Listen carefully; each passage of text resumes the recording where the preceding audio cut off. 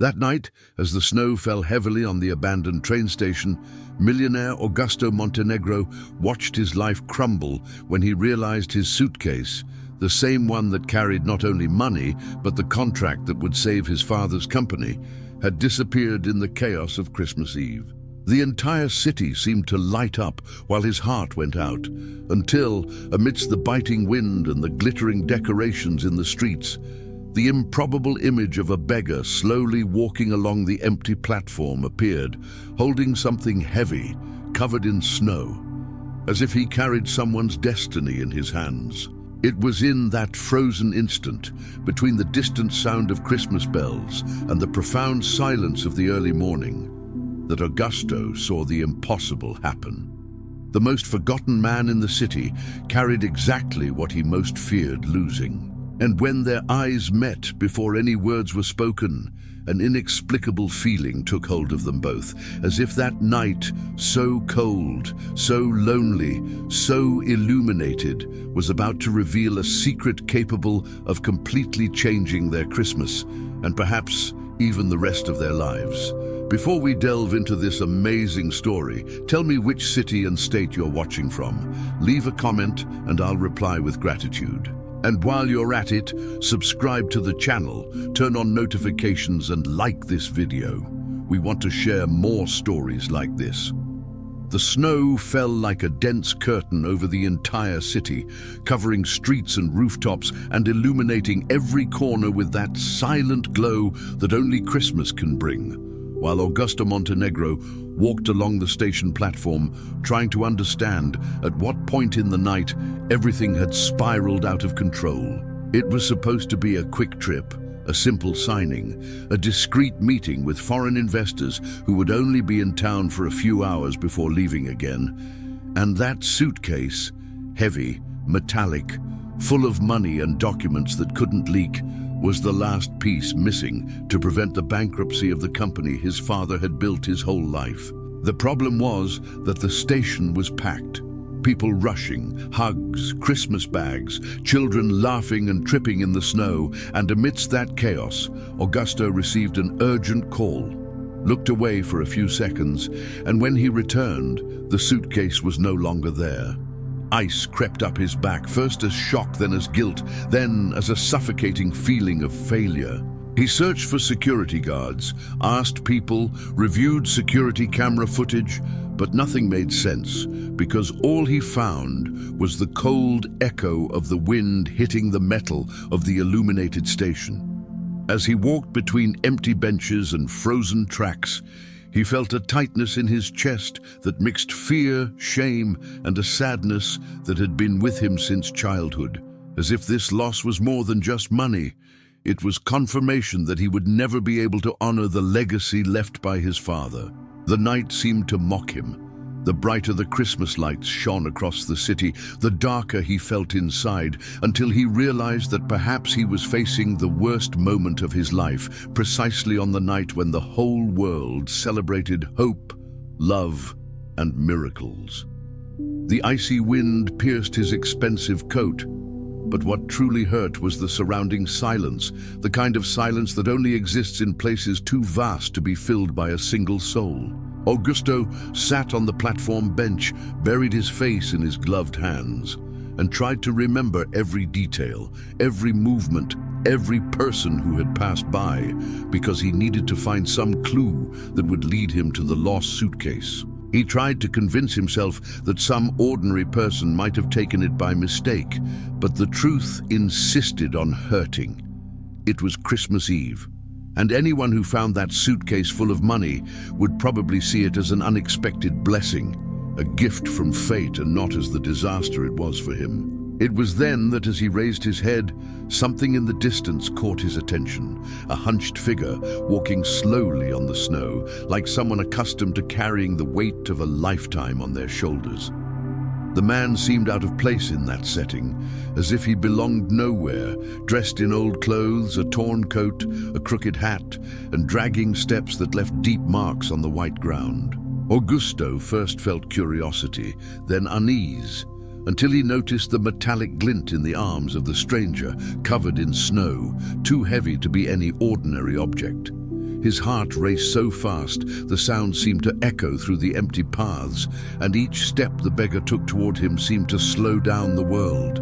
He didn't know whether to stand up, run, or scream, because something in that scene seemed so improbable, so unbelievable, so laden with meaning that any human reaction seemed too small. When he finally found the courage to stand, he felt his legs trembling, not from the cold, but from the shock of recognizing the suitcase. His suitcase, being carried by a man the entire city ignored daily, someone who slept among cardboard boxes and dirty blankets while people like him hurried past, pretending that life didn't exist. The beggar stopped before him, took a deep breath, and in that silent moment, illuminated only by the station lamps and the reflection of the snow, Augusto realized something he had never felt before. That man wasn't just carrying a suitcase. He was carrying the chance to save him from ruin, to save his father's company, to save what little dignity remained. And even before a word was spoken, Augusto understood that that night held something much greater than a simple chance encounter. It held a truth that perhaps he would never have the courage to face. The snow continued to fall more intensely, as if the sky wanted to erase all traces of the world, while the silence that enveloped Augusto and the beggar seemed greater than the empty station itself. A silence that carried decades of social differences, pain, fears, and secrets that neither of them yet knew they shared. The beggar held the suitcase so firmly that Augusto felt his heart almost leap out of his chest, not because he thought he would run away, but because there was something strange in that tired look, as if each step he had taken to get there had been too heavy, as if he himself didn't believe what he was about to do. And when he finally handed the suitcase to Augusto, his hands trembled not from the cold, but from the emotion of handing over something that would completely change the destiny of a rich, powerful man, seemingly so distant from the world he knew. Augusto picked up the suitcase as if holding his breath after nearly drowning, but before he could thank him, the beggar took a step back, as if he didn't feel worthy of being so close to someone with such clean clothes and such a secure future. It was there, in that timid retreat, that Augusto realized he needed to do more than just accept it.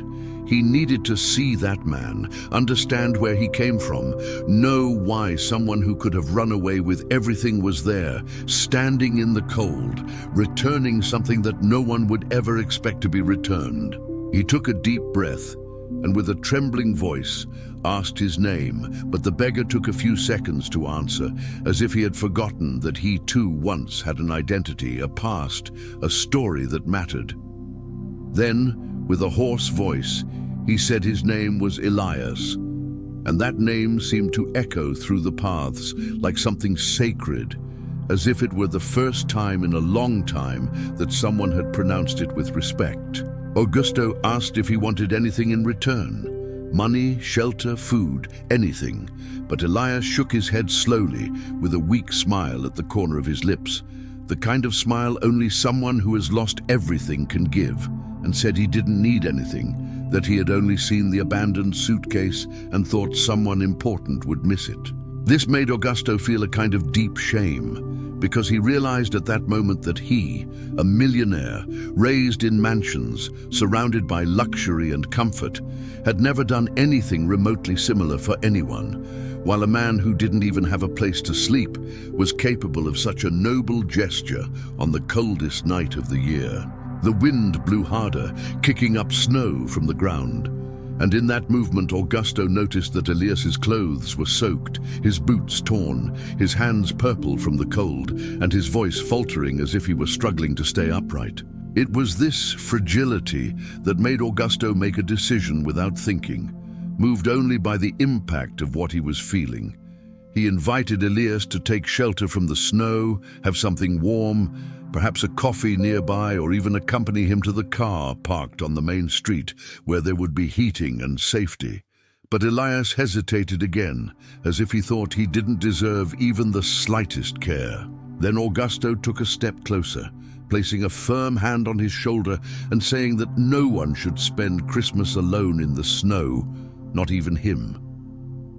This phrase made Elias lower his eyes with a mixture of shame and relief, as if he couldn't remember the last time someone cared. As they walked down the Christmas-lit street, with lights twinkling in windows, soft music playing from distant shops, and the smell of hot chocolate wafting on the wind, Augusto began to notice details he had never seen before.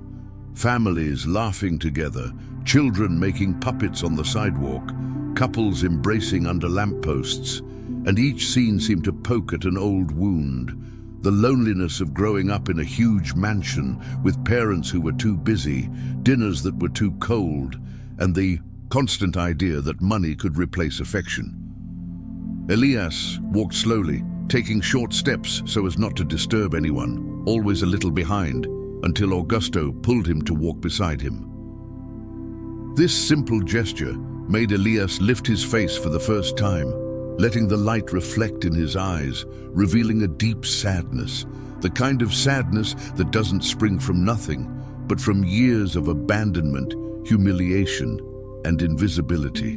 Augusto felt a pang in his chest when he noticed this, because he realized that the suitcase could easily have been used by someone desperate, sold illegally, lost in some black market. But no, it was there, intact, returned by a man who had nothing, but still chose to do the right thing. As they walked, Augusto asked more about Elias's life, and little by little he revealed painful fragments of his story. He had been a factory worker at Augusto's father's company decades ago, until an accident left him incapacitated for months, and since no one took responsibility, he lost his job, his house, his dignity, everything. And that night, as he spoke, the snow melted in his eyes like tears that refused to fall, because the pain had long since dried up. When Augusto heard this, he felt such deep shame that he had to stop in the middle of the street, taking a deep breath, processing each word, because it was as if his father's past had returned to collect from him on Christmas Eve, through a man who should never have been forgotten. He put his hand to his forehead, trying to understand how he had never known about that story, how no one from the board of directors had ever told him, how the company could have allowed so much injustice.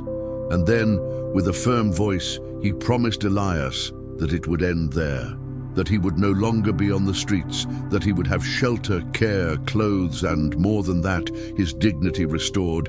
But Elias refused again, saying that he didn't want charity, and that word made Augusto fall silent, because he understood that Elias didn't want crumbs.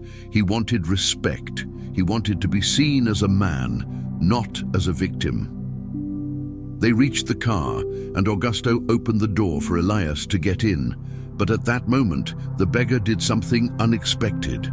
He returned the suitcase, pushing it lightly against Augusto's chest, as if returning more than money, returning the weight of choices, responsibilities, and truths that he needed to carry. It was then that Augusto made the final decision of that night, a decision that would not only change Elias's destiny, but also his own. He opened the suitcase right there, under the snow, with the Christmas lights reflecting on the metal, and took out not only money, but also the contracts that would save the company.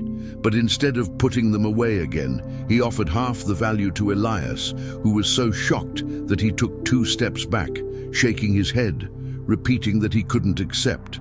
But Augusto insisted, saying that that money only existed because Elias had the courage to return it, because he did what no one else would have done, because that night wasn't about numbers, it was about justice, humanity, and redemption. Elias fell to his knees in the snow, not out of despair, but out of pure emotion, because after years of being treated as invisible, someone was finally saying, "You deserve it."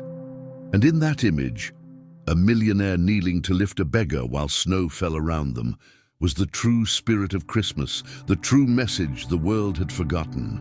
Augusto helped Elias to his feet, placed his coat on his shoulder, held his arm firmly, and said that this night would be remembered forever, not for the lost money, but for the man who chose to return it. And as they walked together towards the illuminated city, Something inside Augusto finally ignited the certainty that Christmas isn't about presents, but about encounters that rescue lost souls.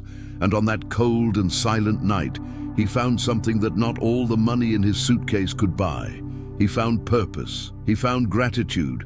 He found someone who taught him that there are people so rich in character that they don't even realize how much they're worth, and that sometimes the greatest fortune in the world is hidden in the torn pocket of a forgotten man, ready to be revealed when life finally decides to bring together two destinies that should never have been separated. And if this story touched your heart, don't keep it to yourself.